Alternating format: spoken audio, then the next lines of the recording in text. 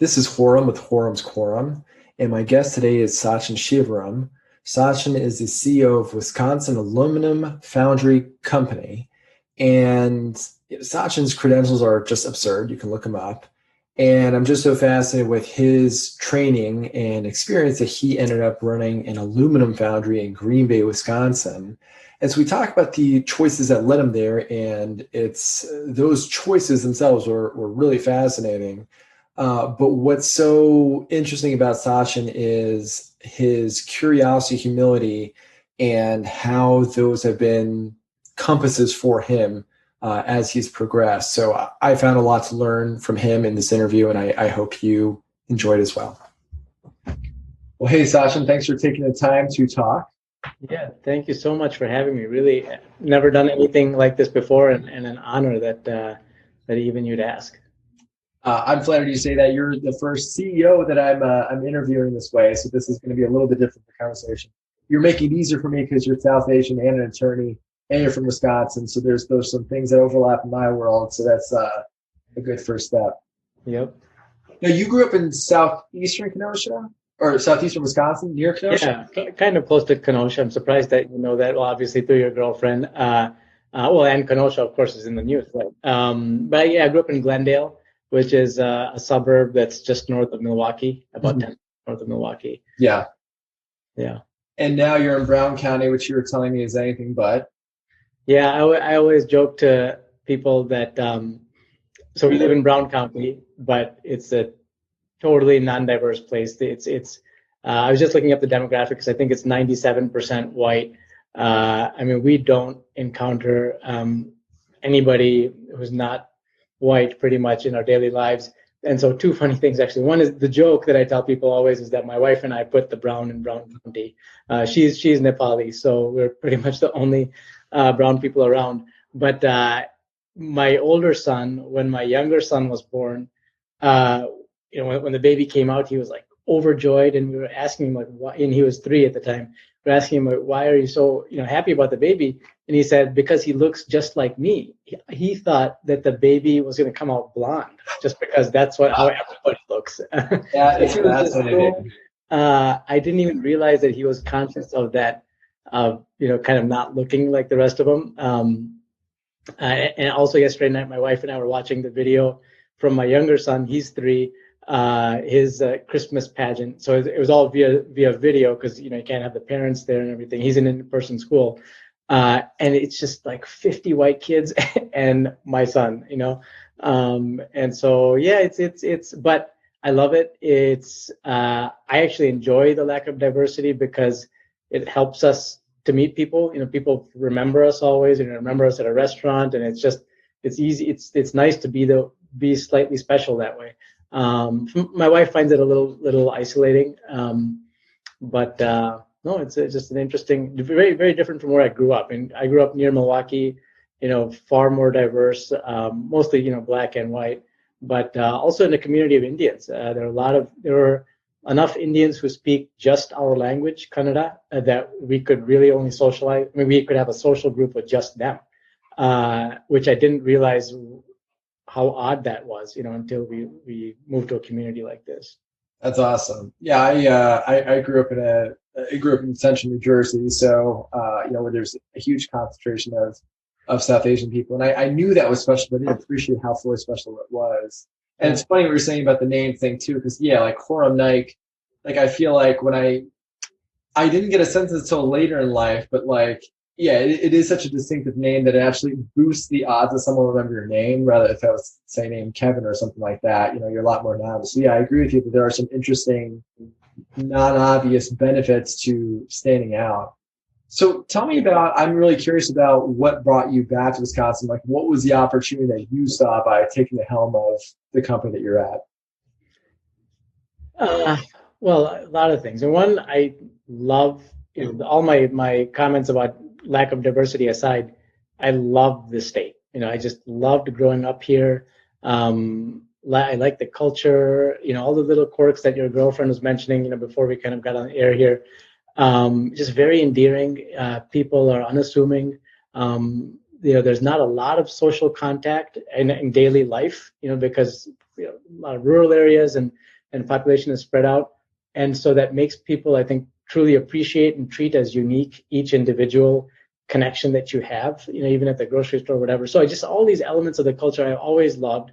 Knew I wanted to come back. My parents still live here, and so that was another reason to want to come back. My brother and sister live on the West Coast, and so it was kind of, my wife and I lived elsewhere for 20 years, and it was always I always knew we were going to somehow come back because I felt it was the right place for us to raise kids and everything. Always kept my 414 number, which is from Milwaukee, Yes. all throughout. Somehow also kept my Wisconsin license plate kind of illegally in all the different other places that we lived, just because I knew, it was gonna happen. So I'd always been looking for that opportunity. I was working in Houston prior to moving back here, and I was at an industry conference, and anyway, long story short, a former boss that I had worked for, he had a business in Wisconsin where he wanted to make a leadership change and have a new person run the business. And so he asked me, would I be interested in doing that? And I was just totally on board right from the minute that we started talking about it. That business was based in Marinette, Wisconsin, which is at the far north of the state, actually on the border with the Upper Peninsula of Michigan. I had never been there. I'd actually really only been further north than Milwaukee once or twice, for a Packer game or something, but had no idea what the rest of the state had. Never thought we'd live there. Always thought we'd live in Milwaukee. But came back to the state to run that business and moved to an area that we didn't know, and have just loved it.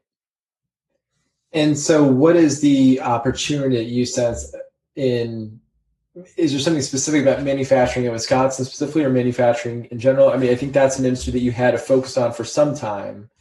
Yeah, that's a whole nother story. When I was in law school, not really feeling the idea of being a lawyer. I did a summer at a law firm in Milwaukee, because I always thought, well, okay, we'd come back.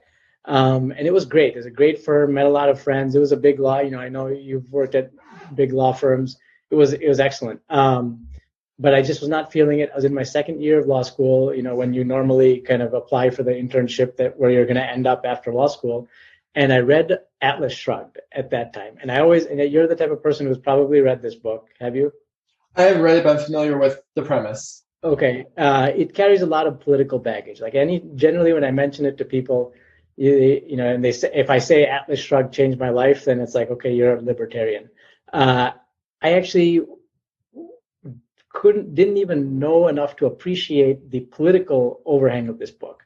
In fact, it's totally opposite my own views. But what I loved about this book, it's a story about two industrialists, a man who runs a steel mill and a woman who runs a railroad. And it's kind of their story of how they followed the idea of making money. And making money is good, and it can create good for even as you pursue your own individual interests, it can create good for society, and so that's kind of what they're living out. But I just loved that idea of steel.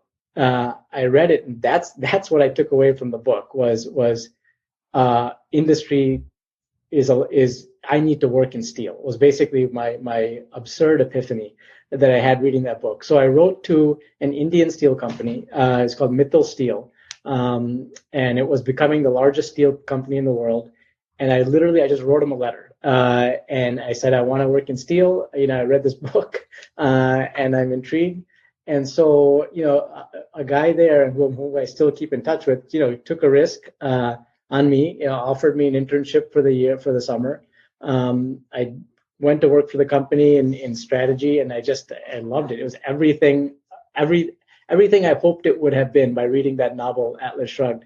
It was that, the people are just quirky and ambitious, and the scale of operations is huge, and molten metal and everything. So after that summer, I was just like, I need to work in steel, and that's what I'm gonna do. So I went back to that company after law school, and they bought a company in Mexico, and we moved to Mexico, and that, kind of led to different things.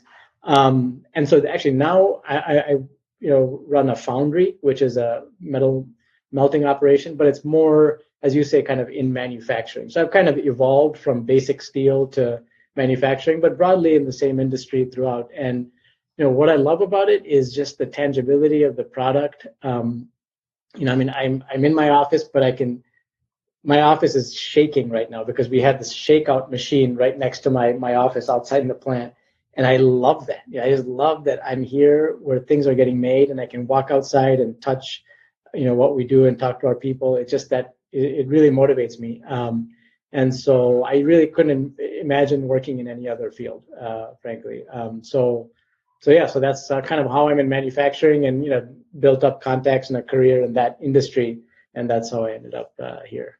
That's wild. I've never heard of anybody so inspired by a book to like launch their career from it in that way. And just in that specific way of like riffing on it. That's fascinating. I actually went to school in Pittsburgh, so I've got a healthy appreciation for you went to Carnegie Mellon. Yeah. So those are two very much industrialists who, and their impact on town is great. So yeah, there's definitely good things about industry. So I guess I'm interested. There's so many ways I can take this, frankly, because I think the choices you made are just super interesting. But so what is unique about picking the path? And forgive me if I'm painting things really broad, because you made some distinctions between foundry and manufacturing. And so I know I'm not aware of the distinctions between these parts of this. But what's interesting about pursuing that path versus things that are really very a lot of people are directing their attention to, say, tech. If the practice of law, or let's say the tech world, these are different spheres that maybe have a lot more attention, a lot more people going to it. You don't hear so many people talking, people that have your education and your training going in droves to manufacturing. So what do you think people are missing? Well, let me say two things in response to your question. I think one is why it's exciting for me is kind of the reasons I've laid out, but specifically in my career, also I found that my intellectual capacity really is not. I mean, I have friends who are way like 1,000 times smarter than I am, and I can't hold my own in conversations with them, and they're the type of people that do the really complex things, tech and all that. I'm kind of lower on that, and manufacturing is something I can really get my head around. It's simple. Metalworking is surprisingly easy. Like metal is infinitely malleable. And so you can correct mistakes. You can rework the metal all the time. So it's actually a very simple kind of brute force oriented type of thing, which really matches my intellectual capacity. I find like I can hold my own in this thing. So that's kind of the small reason of what people may be missing in manufacturing is it's actually something you can really wrap your head around and understand supply chain dynamics, the economy of it from end to end. As you get to these more complex things like insurance and finance, there are very, very few people on the earth who can really understand it end to end. And so it's harder to be kind of a master of that realm. But the other answer to your question, I think that's more relevant to the discussion here is it's not that anybody's missing anything about manufacturing. I think, the lesson that you're showing us through your own career choices and what I'm doing is following what truly inside you excites you, and if you find that thing, you're going to be successful in what you do, and so manufacturing because of random occurrences in my life, where I grew up, a book I read, somebody I may have met, has become that thing that really excites me. And that's what I have. So I think when you say like, what are people missing about manufacturing? It's not about my industry per se. It's about people maybe missing, the going after what truly excites you. And instead kind of being on a path that leads you itself through to other things, through whatever the momentum of your career and kind of public expectations and things like that. So I think having that courage to do something off the beaten path that doesn't look prestigious, that is what people may be missing, especially if it's something that they truly feel passionate about. Yeah, that makes a lot of sense. And you mentioned the politics and how your politics differed from the perception people have about Atlas Shrugged. And, I know that you hosted Joe Biden a few months ago, like when he was campaigning. And I read an article about it. And apparently you were instrumental in this. Like you were the one who brought him there because you really felt really strong that he should spend some time there. Tell me about that. Like what made you so dedicated to bring him out there and tell me about that whole experience. Yeah. Yeah, I love your questions, by the way. There's just so much to say in response to each. But first, we love where we live, as I talked about it. But I don't necessarily love the political environment of where I live. I feel a little bit out of place, and I feel that that people where we live support some policies that I think are not in our best interest. So I kind of have an active interest in changing the cultural feel of the place that we live in. So we donate to certain political candidates or to charities that kind of do things that we believe will change our area in a positive way. And I think so for that reason, that's my interest in politics, local candidates and larger candidates, is I want our area to be more supportive of some of those types of people. Why I wanted Joe Biden to come was, well, I support Joe Biden.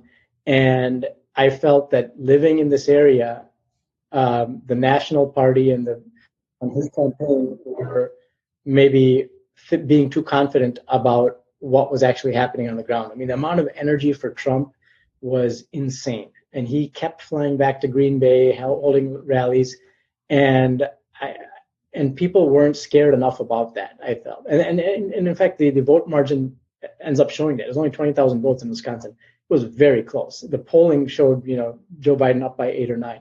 So I was telling people in the party that Northeast Wisconsin, which is the swing area of the state, is not, I just want to tell you, I want to ring the alarm bell that it feels like, Trump is going to win this area in a landslide. We need to do something to change that.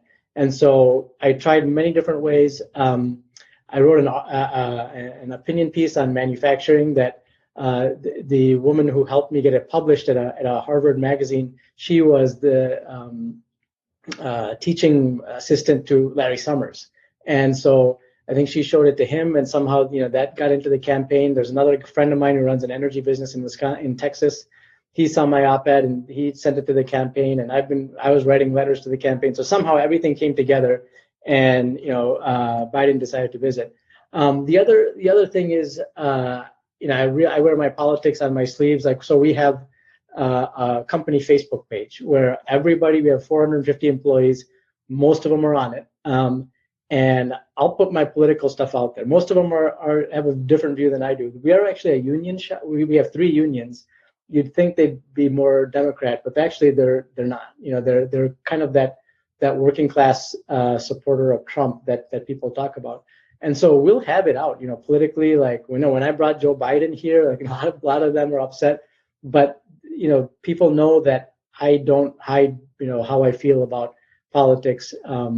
And so all of that is part of, kind of why I wanted to bring Joe Biden, because I feel strongly about it, want our community to be different. I felt the campaign was missing out on a key area of Wisconsin. And it was just amazing that it, got to happen.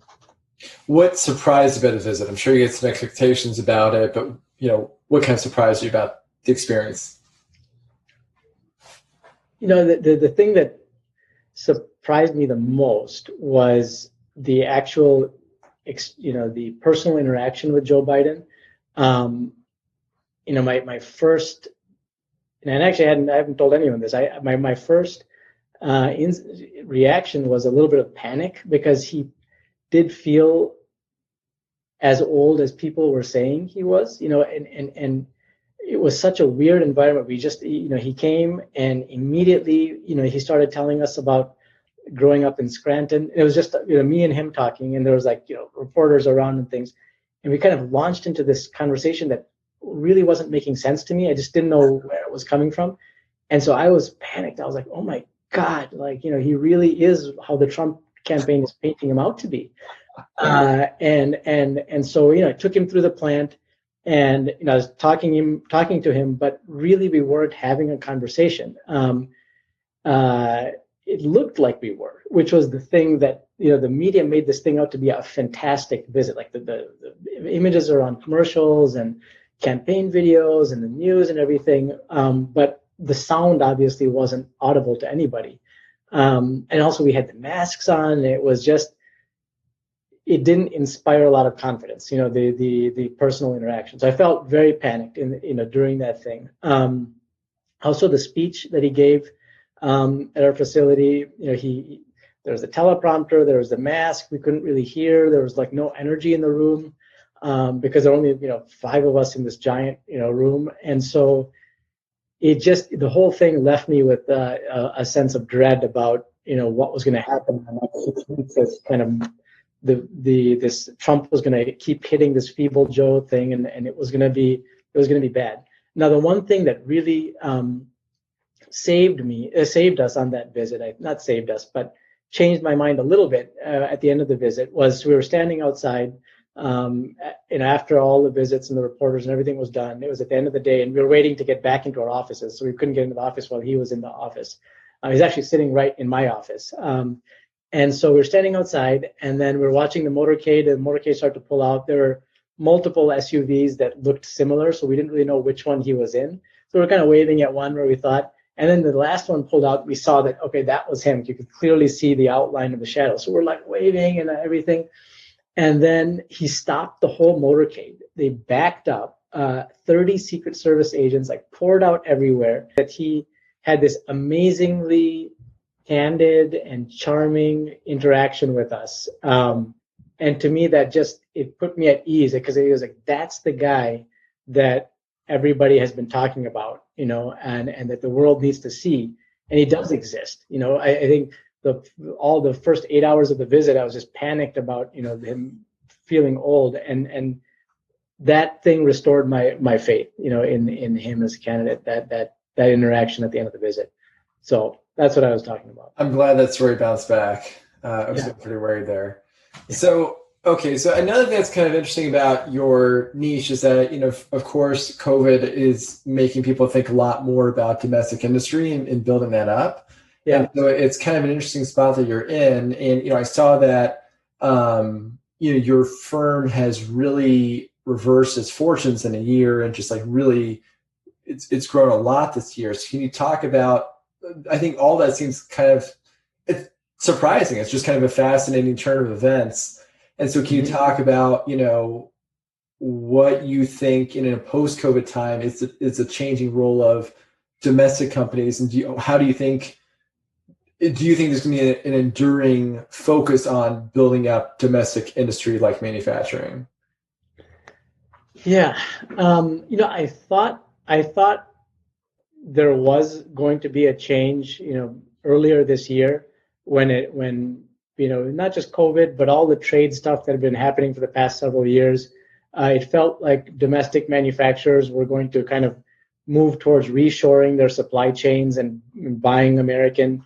We were contacted by a major truck manufacturer who had been always buying their metal parts from Europe and India and China, and now they wanted to find a domestic manufacturer. And so I got excited that, okay, actually this is really happening. People are going to focus on making in America again for a variety of reasons of necessity, but also because they kind of want to. But then things didn't pan out. That truck manufacturer, saw our costs, and they were like, okay, this is good, but it's going to cost us $8 million to retool and reconfigure our supply chain to be buying from you. And it's not really going to give us much of a payback because your costs are kind of the same. And so they didn't, and that got me to thinking that reshoring is not going to happen automatically. So first, let me answer your question on the reversal of fortunes. Yeah, things have roared back. I mean, we are way busier now than we were before the pandemic. For some pandemic-related reasons, we're making motorboat engines because everybody's buying motorboats now. I don't know why. They're buying RVs because I don't know why they're buying RVs. But so some consumption patterns have changed, but also just generally, things in the industrial economy have really come back. I mean, yellow goods, agricultural equipment, all of that stuff has come back nicely. So there's kind of a secular rebound in the industrial economy that's been happening. Steel prices right now are the highest they've been in 15 years. So a lot of good stuff is happening there. But the reshoring, that kind of shift in production to America, is not happening, to as far as I can tell. And this episode of this truck manufacturer got me to think that the reshoring is not kind of on the glide path of the economy. It will happen only if policymakers make it happen. The easy choice for manufacturers is always going to be outsourcing production to lower cost countries. Like, there's just no barrier to that. And so tax credits, buy American policies,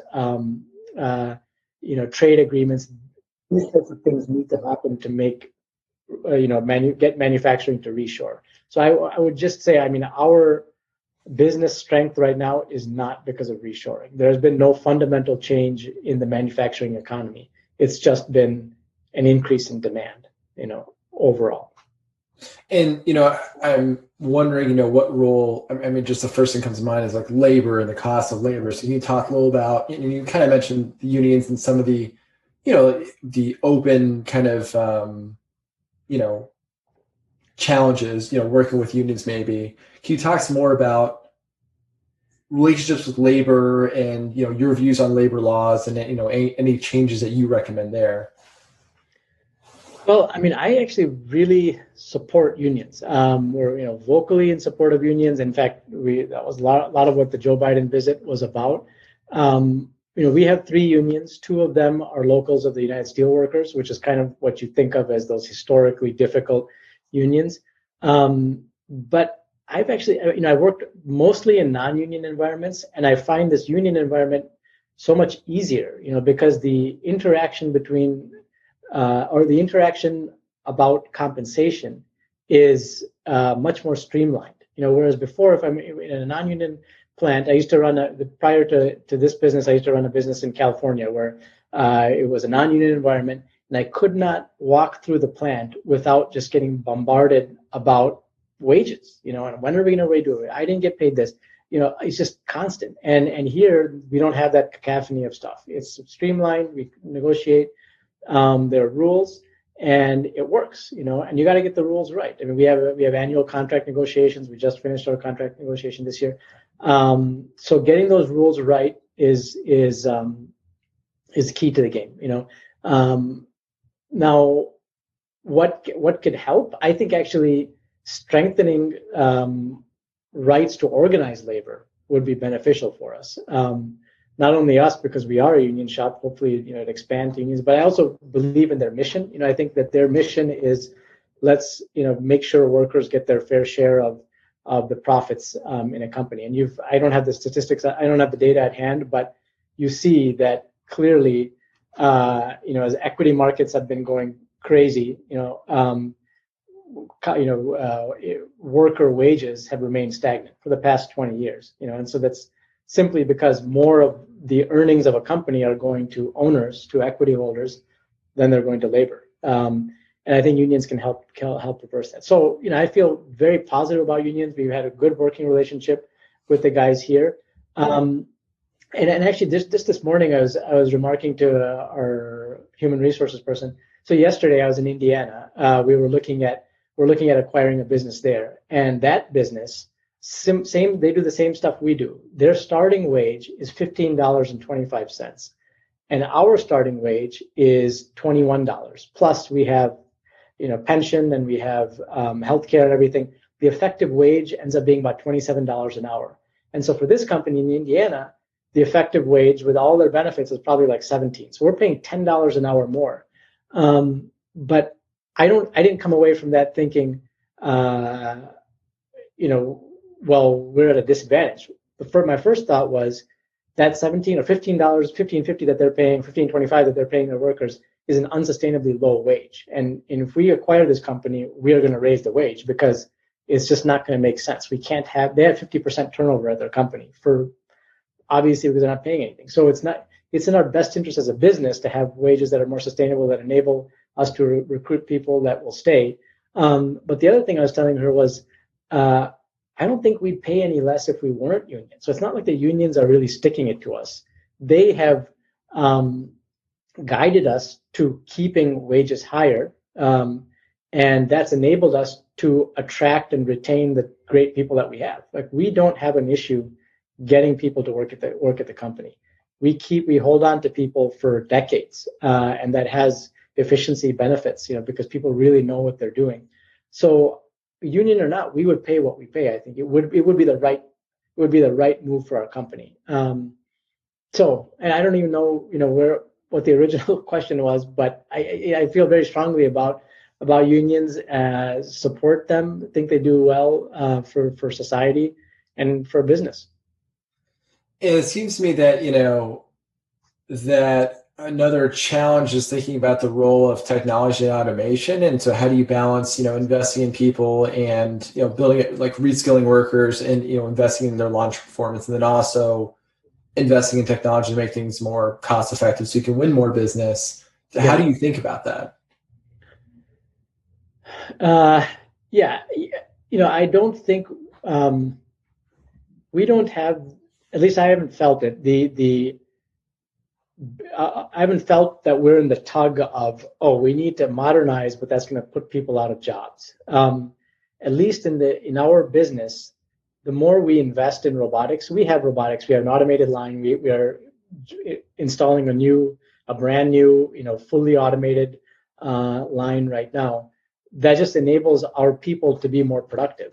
So we won't have any fewer people in June once that new line comes on board.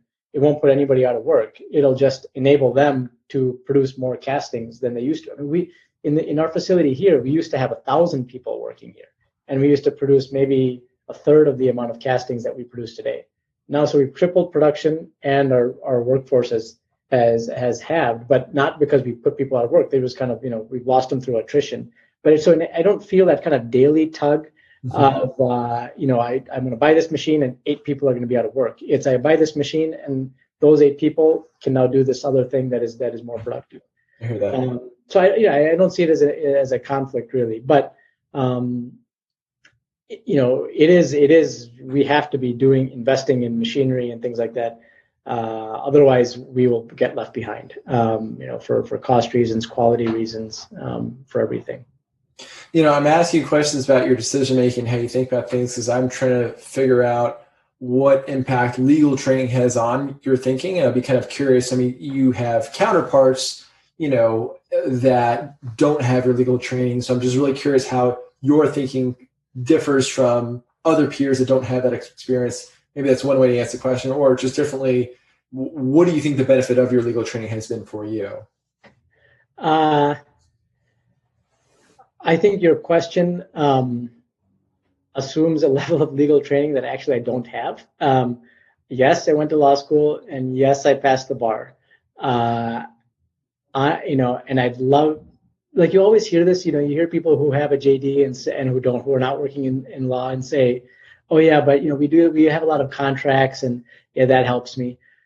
Honestly, like, the class I took in contracts doesn't help me understand our labor contracts or supplier contracts any better than any other average person, So I don't think it actually helps my work really. It helped my thinking though. It helped my thinking in that I became a much more structured thinker during law school. I think before law school I was just kind of like more scatterbrained, and I realize I'm very scatterbrained still.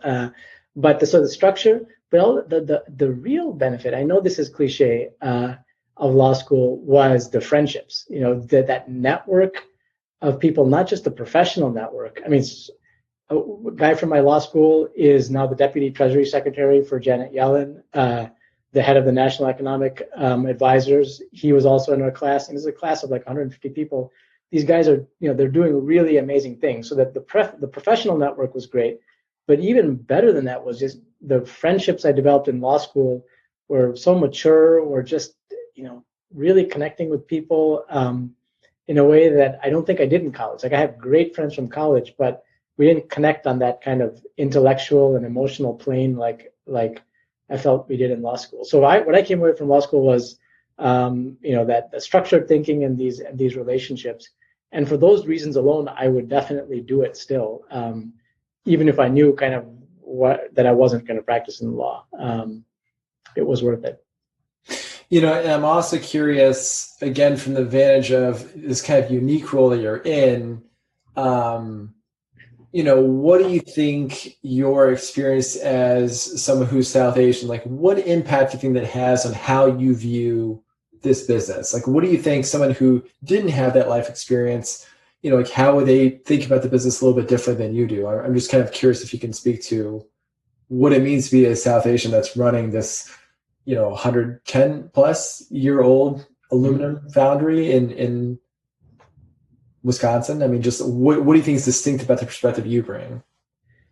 Yeah, I think being South Asian has everything to do with it. And in general, being an outsider to the industry. Like when I came into the industry, metals industry, I wasn't an engineer. And so I didn't know the basic stuff, and so it leaves you with the same feeling of kind of being an outsider, not having the advantage of the cultural knowledge of, the environments I'm in, it's all like, the other peers of the businesses that our business interacts with, 55-year-old white guys, golf, it's the classic stuff. And I'm at such a cultural disadvantage with them. Like, I don't know how to behave.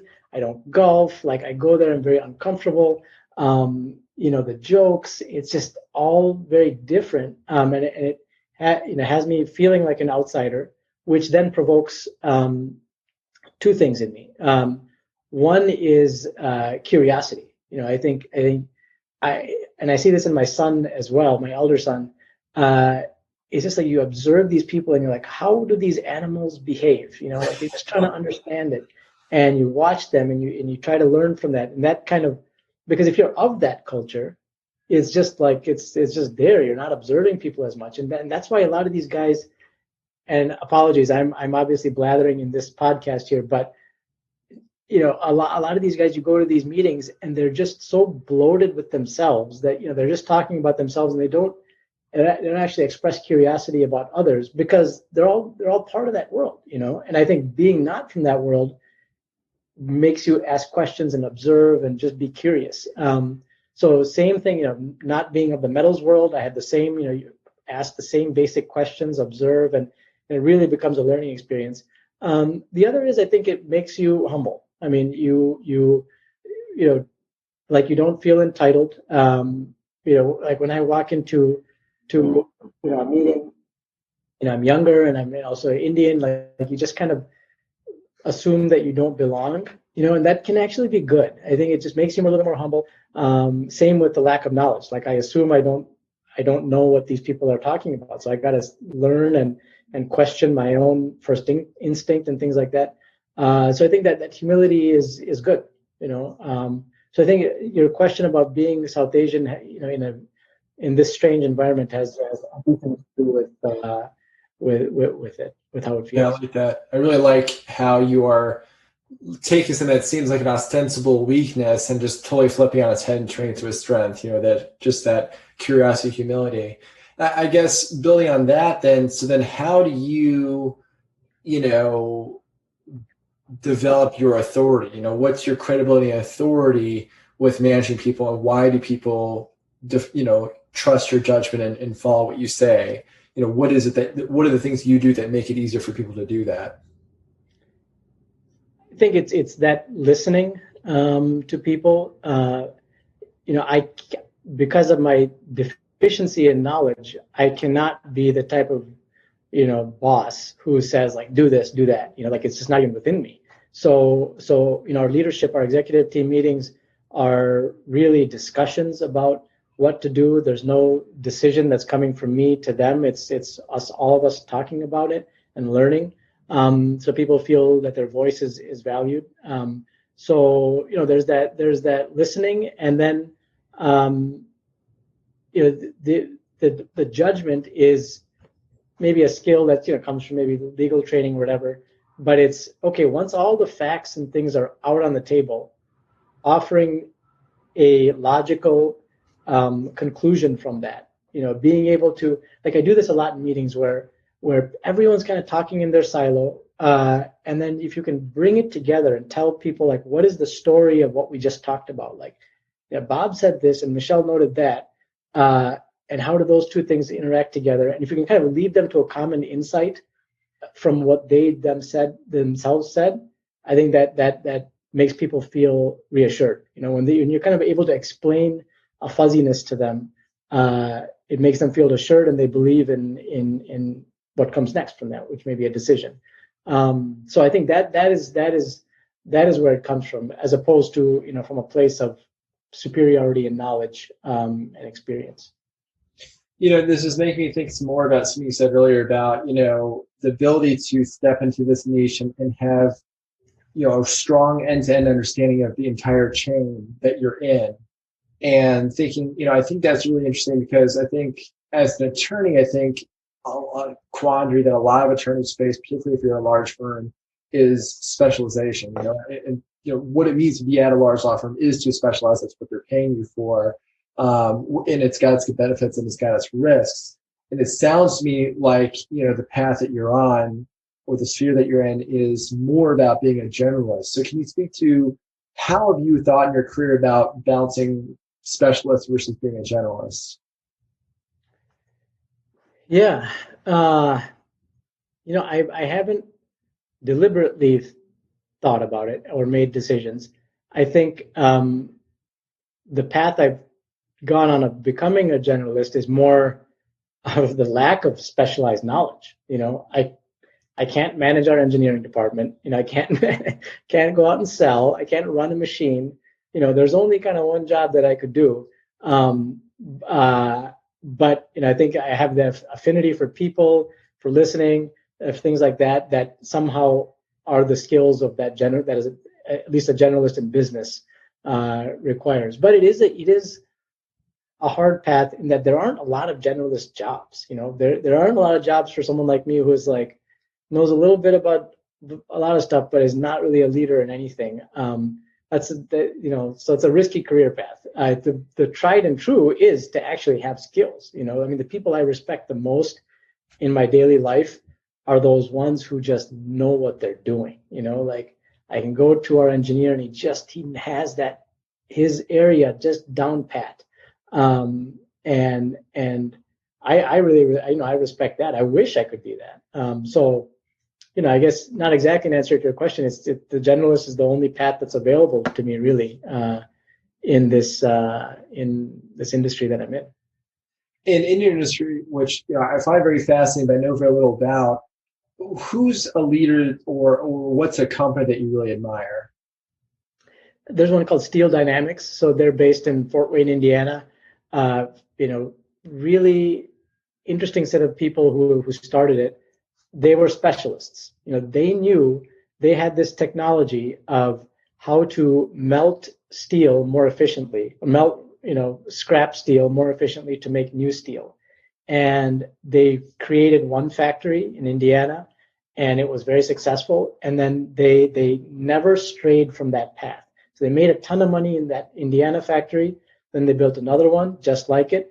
And then they built another one, and now they're like the third largest steel company in the United States, several $billion company, led by the same group of people, the same founders still, and fantastically successful. And they never strayed. One of the common errors that you see companies do is that they, think their dominance in their niche means that they're smarter than everybody else and they can do other stuff better than other people can. And so you see businesses integrate up and down the supply chain, or they might buy adjacent businesses and they fail, and you saw US Steel, you're from Pittsburgh. US Steel has a very different path than Steel Dynamics did. US Steel expanded into mining. They expanded into distribution. They didn't, build on their core niche and advance their technologies. And now the company's, now the company just bought one of these mini mill facilities in Arkansas, and maybe is trying to get a new lease on life, but highly unsuccessful, as a path. The Steel Dynamics, they only did what they knew. They don't even sell their own products into the market. They recognize that selling is not a core competency, so they engage a kind of a group of trusted distributors that sell their products for them. You would have thought, their natural inclination would be like, okay, I'm making this. I might as well control how the steel gets all the way into the market.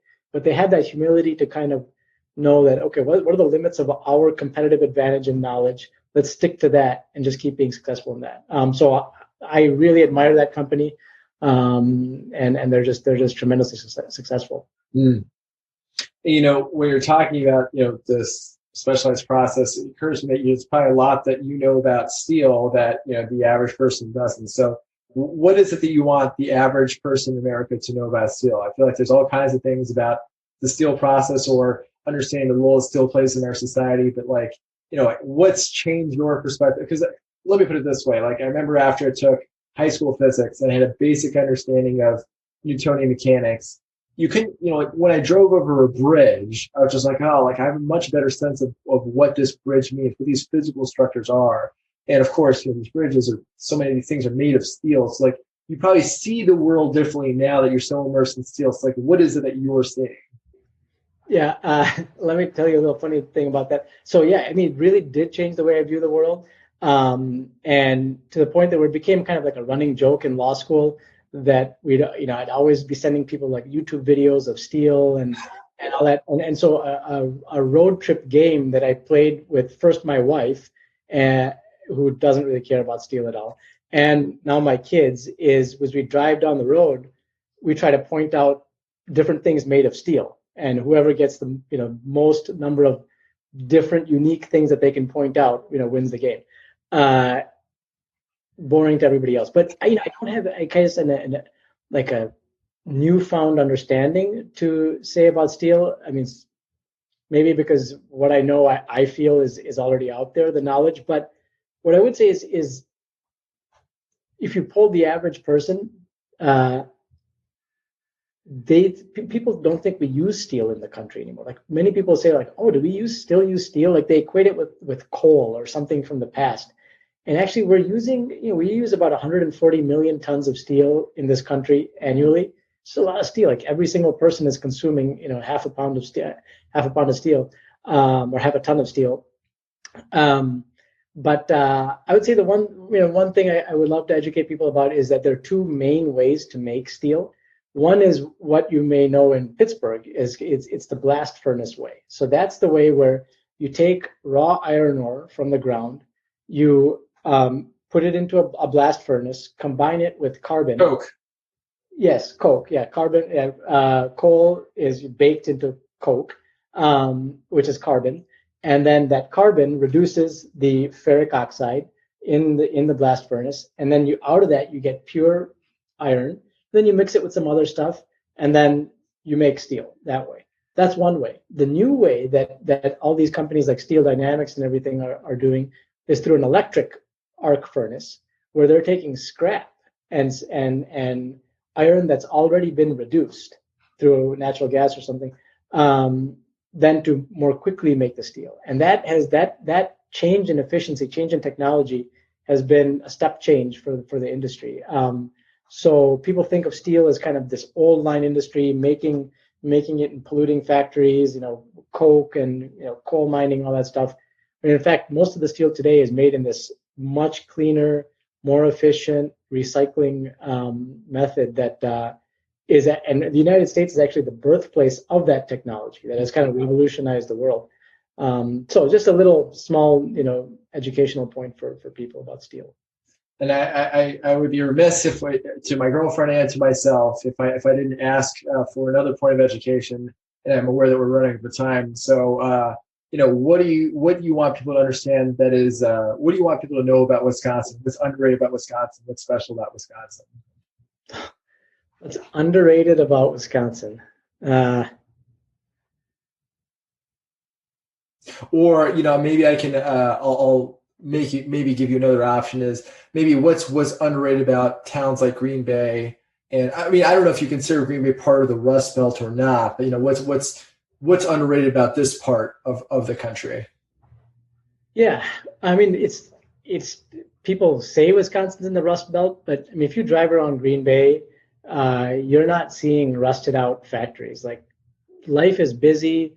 There's a lot of manufacturing that's happening. The labor market is very tight. Even in this post-COVID time, unemployment is less than 4%.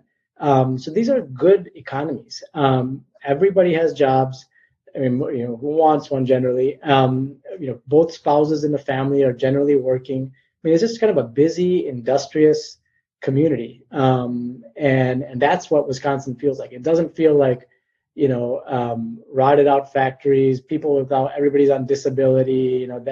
That's what people think about the Rust Belt being, and it's not that. I think those places exist somewhere in the Rust Belt, but at least not where we're living. I think this economy has really done a great job transforming itself from originally kind of being a paper economy where paper was made to now the main industry in Green Bay is packaging.